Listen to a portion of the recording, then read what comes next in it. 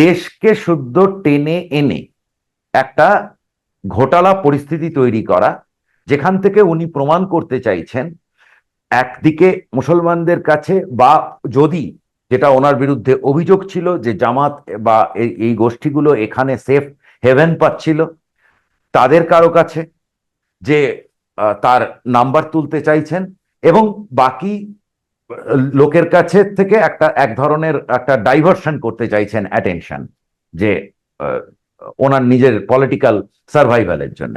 মমতা ব্যানার্জির সঙ্গে শেখ হাসিনার সম্পর্ক ভালো ছিল না খুব একটা, কারণ শেখ হাসিনাও কিন্তু এই ইস্যুগুলো সরকারি স্তরে তুলেছিলেন বলেই আমরা জানি, এবং সেটা হয়নি।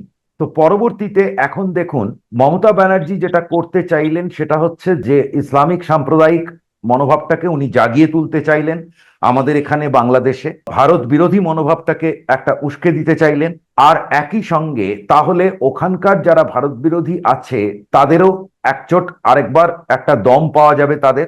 সব মিলিয়ে যেটা হবে যে উনি যদি হাসিনার ফেরার পরিস্থিতি হয়, তাহলে উনি তাতে পরোক্ষভাবে হলেও একটা পেরেক পোঁতবার চেষ্টা করলেন। কেমন? এটা ওনার প্রাইমারি ইচ্ছে নয়, ওনার প্রাইমারি ইচ্ছেটা অন্য, কিন্তু একটা পেরেক মুতলেন। আপনি খেয়াল করে দেখেননি একটা কথা, উনি কালকে একটা শব্দ ব্যবহার করেছেন যেটা রেভলিউশন, কোট আনকোট, কেমন, যেটা আপনারাও বলেন না। বাংলাদেশ থেকে এক বড় খুনিকে এসটিএফ গ্রেফতার করেছিল, জেনে রাখুন, জানিয়ে বাংলাদেশে অনেক রেভলিউশন হয়েছিল। এক্স্যাক্টলি। তো মমতা ব্যানার্জি কি না বুঝে রেভলিউশন বলে দিলেন?